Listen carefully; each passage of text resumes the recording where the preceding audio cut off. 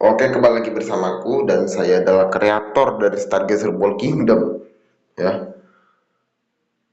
Dan sekarang kita akan mereaction kisah hidup Adolf Hitler senangkapnya si Wimo Bara ini ya. Yang waktu itu kita nge-reaction yang perang yang pertama sama kedua secara singkat, yang dapat hiburannya juga itu ya.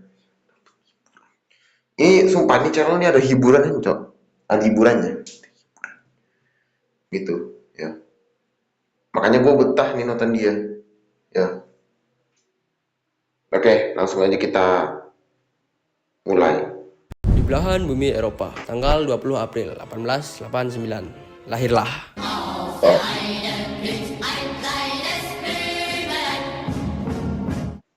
Ya, jadi Hitler ini lahir di Austria. Dia dari kecil punya minat sama seni, suka gambar. Nah, pas sudah gede, dia mulai serius ngejar mimpinya. Terus OTW ke Wina, buat daftar akademik seni rupa. Dan dia diterima. Tamat. gak gitu. Ya, canda. Jadi dia tuh ditolak. Ditolaknya 2 kali. Nah, karena dia ditolak, jadi dia dan dia diterima. Tamat. Ya, canda. Jadi dia tuh ditolak. Ditolaknya 2 kali. Nah, karena dia ditolak, jadi dia tuh nggak punya tujuan hidup. Wis hilang arah lah. Nah, ditambah waktu itu ibunya meninggal. Ekonominya buruk, nggak punya kerjaan tetap, nganggur. Terus dia jadi gelandangan di Wina. Ini titik terendahnya Hitler lah. Nah, singkatnya pas tahun 1914, Perang Dunia I ini pecah, duar. Terus Hitler daftar sebagai sukarelawan buat tentara Jerman. Loh, kok dia daftar jadi tentara Jerman, Bang? Dia kan orang Austria. Jadi pas tahun 1913 dia tuh udah ngerantau ke Jerman. Soalnya di Austria udah nggak ada harapan lagi. Jadi dia cari kehidupan baru. Nah, lanjut. Berhubung Jerman kekurangan tentara, jadi dia diterima. Dia ditugasin jadi kurir di medan perang. Ya, tugas ini lumayan bahaya. Soalnya dia lari-larian di garda depan. Nah, karena keberaniannya dia dapat penghargaan Militer Iron Cross. Terus pas tahun 1918 Jerman ini kalah perang, yang bikin dia kecewa, marah, sakit hati. Ya, dia nggak terima lah kalau Jerman kalah perang. Nah, karena perang udah selesai, jadi dia berhenti jadi perang. Ya, tugas ini lumayan bahaya, soalnya dia lari-larian di garda depan. Nah, karena keberaniannya dia dapat penghargaan Militer Iron Cross. Terus pas tahun 1918 Jerman ini kalah perang, yang bikin dia kecewa, marah, sakit hati. Ya, dia nggak terima lah kalau Jerman kalah perang. Nah, karena perang udah selesai, jadi dia berhenti jadi prajurit aktif. Terus nganggur lagi. Nah, berhubung dia lagi nganggur, jadi dia dikasih tugas. Dia disuruh mata-matain partai-partai kecil yang dianggap bahaya. Jadi kalau ada partai yang sus, dia bakal ngelapor.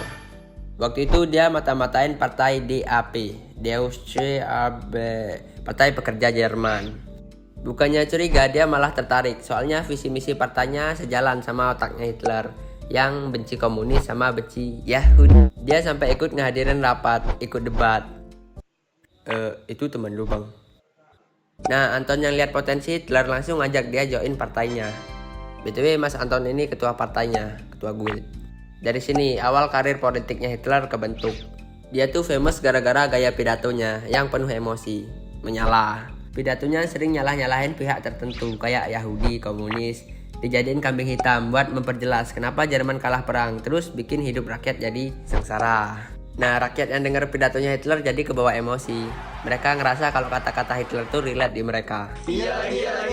Terus jadi banyak yang join partai DAP. Nah, karena Hitler yang ramein partai ini, jadi dia pengen jadi ketua. Awalnya Anton ini nggak setuju, tapi karena Hitler ngancam mau keluar, jadi ya dia ngelelain posisinya. Nah, Hitler langsung ganti nama partainya dari yang DAP jadi NSDAP. Ya, nama lengkapnya kalian baca sendiri aja. Partai ini yang dikenal sebagai Partai Nazi. Nah, karena Hitler ngerasa partainya ada kuat, dia pengen ngerebut kekuasaan Jerman. Terus dia nekat ngelakuin kudeta yang dikenal dengan nama Berhalpatz pas tahun 1923 di kota Munich. Tapi mereka gagal, terus dipenjara. Ya, karena waktu itu dia masih newbie, jadi easy. Nah, pas dia lagi di penjara, dia nulis buku Mein Kampf, terus ngerubah strateginya buat ngerebut kekuasaan lewat jalur politik, bukan lewat jalur kudeta. Terus pas udah bebas, dia mulai ngejalanin misinya. Dia mulai nyebarin propaganda secara masif, manfaatin pidato, media, sama simbol-simbol gengsingan buat narik perhatian rakyat. Dia nargetin rakyat yang menderita akibat krisis ekonomi. Terus kasih janji bakal ngembaliin kejayaan Jerman. Kemampuan manipulasi Hitler ini yang bikin rakyat yang awalnya nggak peduli sama politik jadi mulai ngikutin partai Nazi. Nah betul aja, suara dari partai Nazi ini melonjak tajam pas pemilu Reichstag. Nasi, sate, bakso, bisa gitu, Wak. Itu mah makanan-makanan di Indonesia, bukan makanan di Jerman itu. Bukan partai di Jerman itu. Ini bendera Republik Weimar ini. Reichstag.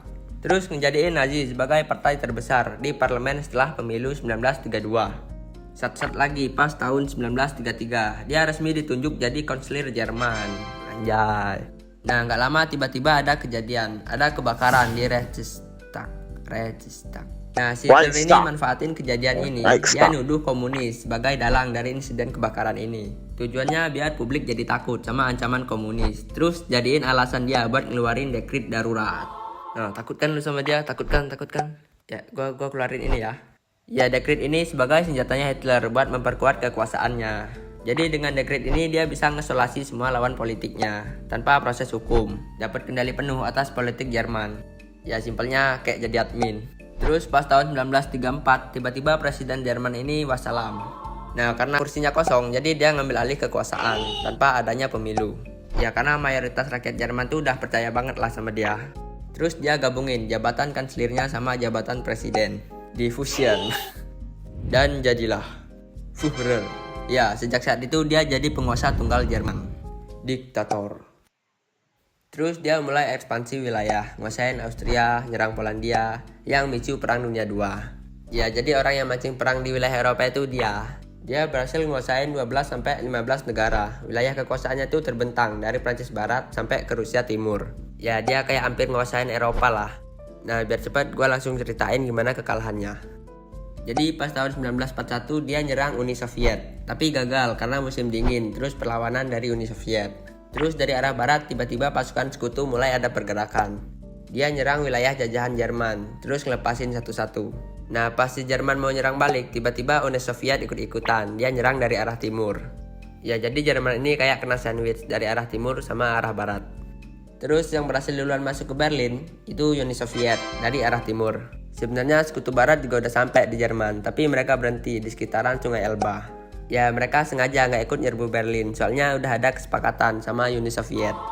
Nah pas Uni Soviet dah ngepung Berlin, Hitler nih sembunyi di bunker. Panik. Terus karena ada skakmat, dia biar cepet dia bundir. Tamat. Oke, sampai di sini dulu videonya ya. Dapat hiburan juga nih.